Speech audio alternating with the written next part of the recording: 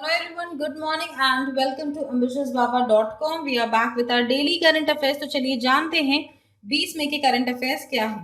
पहला क्वेश्चन, किस राज्य सरकार ने चरण पादुका नाम का एक कैंपेन लॉन्च किया है जिसमें जूते और चप्पल हमारे प्रवासी मजदूरों को दिए जा रहे हैं। 5 ऑप्शन है हमारे पास। A Jharkhand, B West Bengal, C Madhya Pradesh, D Gujarat और E Haryana. Okay, so the answer to this question is C Madhya Pradesh. ये एक चरण पादुका एक नया कैंपेन उन्होंने लॉन्च किया है जिसके तहत जो हमारे प्रवासी मजदूर है जो चल के अपने घर जा रहे हैं लॉकडाउन के कारण और उन्हें ज्यादा तकलीफ नहीं हो, उनके पास जूते चप्पल भी नहीं है, तो इसीलिए उनको एमपी सरकार जूते और चप्पल मुहैया करा रही है ताकि उनकी तकलीफ थोड़ी सी कम हो सके।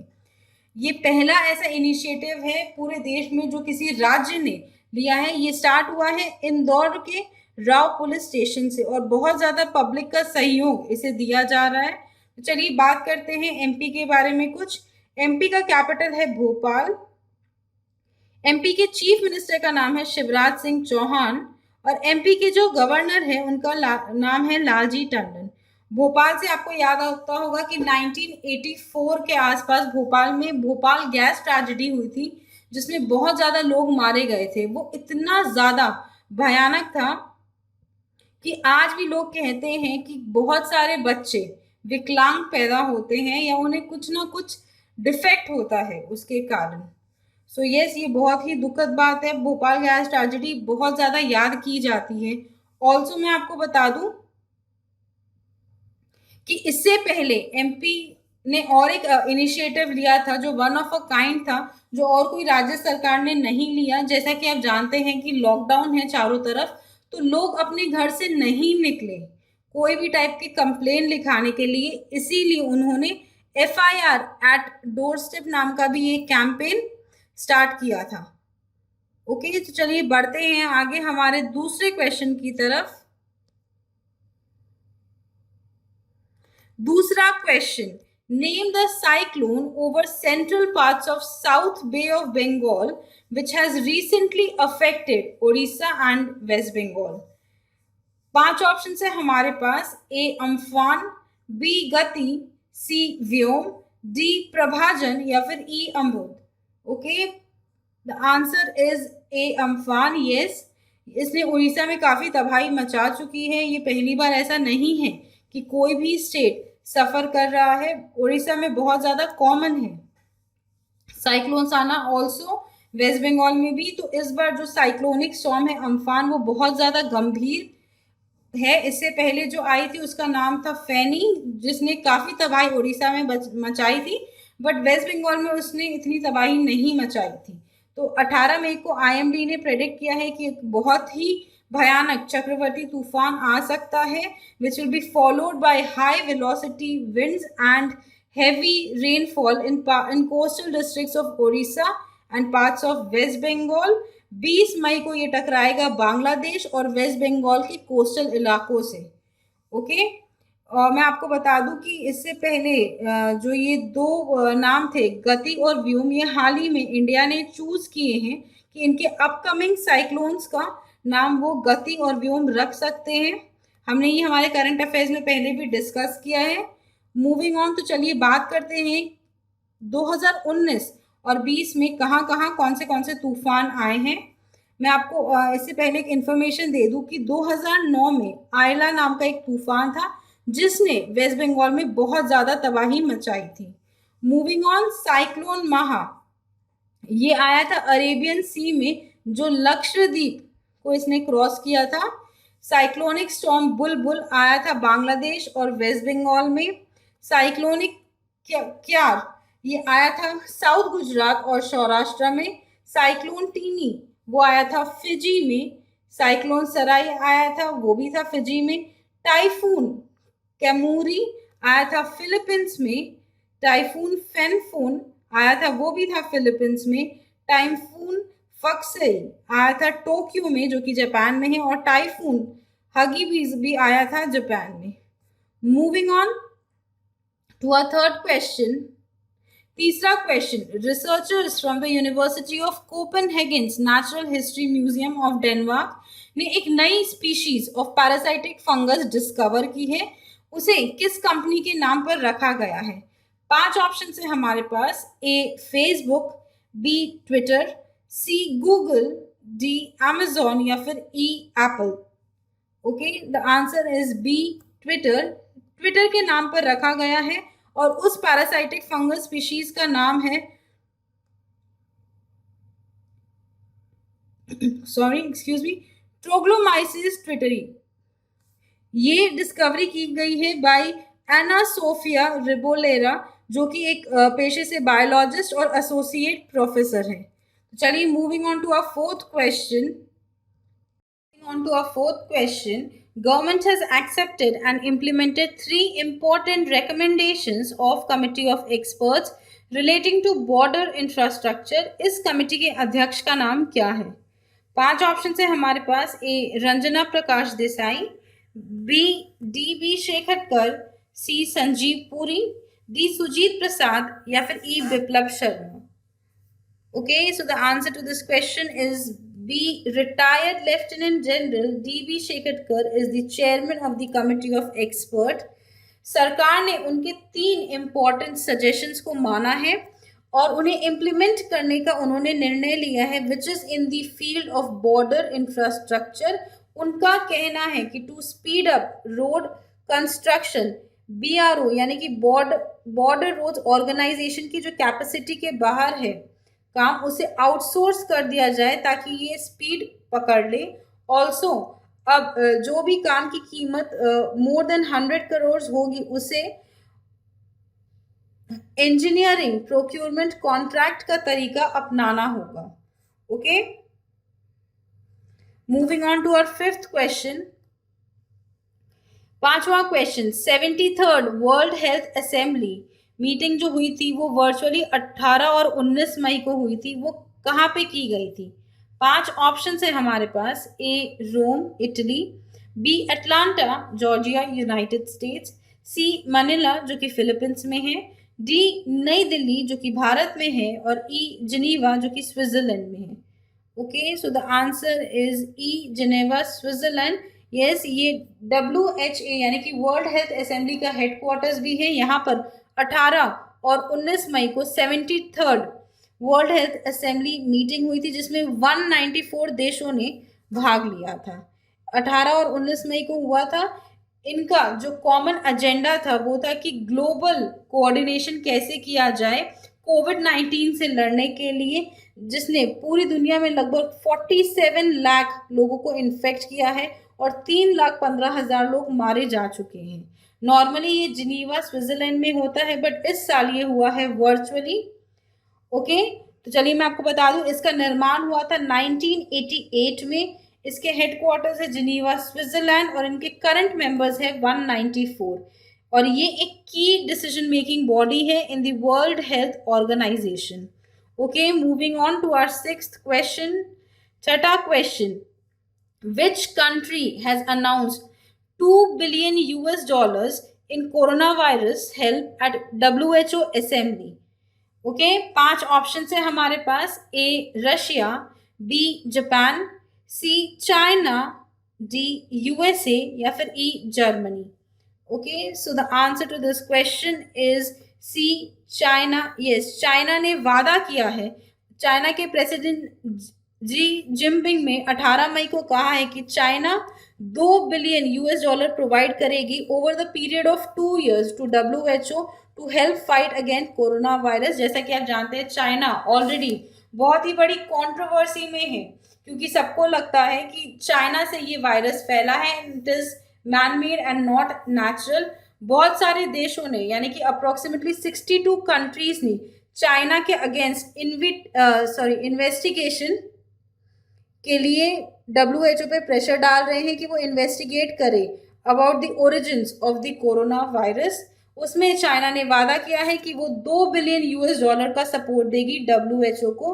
ये तब आता है कि जब प्रेसिडेंट ट्रंप ने WHO की फंडिंग रोक दी है। तकरीबन 20% से ज़्यादा वो एनुअल फंडिंग करते हैं ऑफ द WHO बजट। और वो उन्होंने रोक दी है बिकॉज उन्हें लगता है कि WHO का बहुत बड़ा हाथ है चाइना को सपोर्ट करने में in the coronavirus pandemic. Moving on to our 7th question. 7वां question, to which of the following organization 9 NBFCs have surrendered certificate of registration? 5 option है हमारे पास। A Reserve Bank of India, B National Bank of Agriculture and Rural Development यानी कि NABARD, C Securities and Exchange Board of India यानी कि SEBI, D Ministry of Finance यानी कि वित्त मंत्रालय, या फिर ई नेशनल हाउसिंग बैंक यानी कि NHB। Okay, so the answer is E RBI. RBI को हाल ही में 9 NBFCs ने सरेंडर किया है अपना सर्टिफिकेट ऑफ रजिस्ट्रेशन। तो चलिए उनके नाम डिस्कस करते हैं। नाम है Reliance Net and Nishchay Finmest private limited, Primus Capital private limited जिसे पहले कहा जाता था Rapid Growth Capital Services private limited, Bharat Finance and Industries limited, Signature Finance private limited, DB leasing and hire purchase private limited, Jindal Finlease private limited and BLS investments private limited. मैं आपको बता दूं NBFCs का भी लगभग रोल यही है कि वो मतलब वो बैंक्स नहीं है बट वो फाइनेंशियल सपोर्ट करती हैं अपने क्लाइंट्स को by providing them with loans.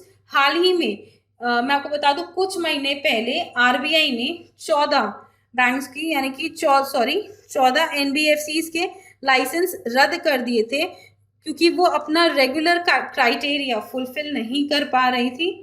उनके सर्टिफिकेट्स को कैंसिल करने के बाद RBI ने उन NBFCs को और एक मौका दिया और उन्हें दिया गया कि अगर वो अपना स्टिपुलेटेड क्राइटेरिया फुलफिल कर दें तो वो खुद को री रजिस्टर कर सकते हैं विद RBI। बट उसमें से इन 9 NBFCs ने अपने सर्टिफिकेट RBI को सौंप दिए और कहा कि उन्हें री रजिस्टर नहीं करना as the NBFCs। Okay, moving on to our 8th question. 8वां question, which of the following former Indian cricketer led ICC cricket committee has recommended the ban of usage of saliva? 5 option है हमारे पास। ए Sachin Tendulkar, B Saurav Ganguly, सी Sunil Gavaskar, D Anil Kumble, या फिर ई कपिल देव। मैं आपको बता दूं इनमें से Sourav Ganguly is the president of the BCCI जो कि जितने भी क्रिकेट वगैरह होता है उसे कंट्रोल करता है, उनकी गवर्निंग बॉडी है। And Kapil Dev was the captain जब भारत ने 1983 में अपना वर्ल्ड कप जीता था। ओके, सो इसका answer is D Anil Kumble.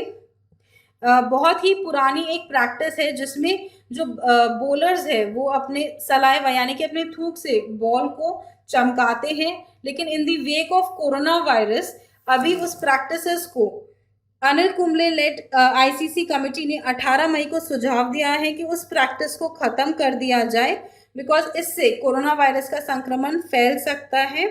ये मीटिंग एक वीडियो कॉन्फ्रेंस द्वारा की गई थी और उन्होंने और एक सुझाव दिया कि अब से मैचेस के लिए एम्पायर्स को इधर से उधर ट्रैवलर ना कराया जाए, बल्कि जिस देश में मैच हो रहे हैं वहीं के 2 नॉन न्यूट्रल लोकल एम्पायर्स को लिया जाए ताकि अननेसेसरी ट्रैवल की जरूरत नहीं पड़े। Moving on to our 9th question. 9वां question, who has been appointed as the director general of the National Real Estate Development Council? 5 option है हमारे पास। A Anamika Rao Rashtrawar, B R Madhavan, C Vineet Arora, D Rajesh Goyal, या फिर E Uttam Tibrewal. Okay, so the answer is D Rajesh Goyal has been appointed as the new Director General of the National Real Estate Development Council. Okay, उन्हें 37 years का experience है in leading PSUs under the ministry of housing and urban affairs. उन्हें 2019 नवंबर में appoint किया गया था as the chairman and managing director of Hindustan prefab limited. जो 2 bodies real estate NAREDCO and CREDAI are the 2 major associations जो real estate developers के लिए है। Okay, moving on to our 10th question, आज का आखिरी question. How many cities have been rated 5 star in the rating of garbage free cities for the assessment year 2019 और 20 by the Ministry of Housing and Urban Affairs।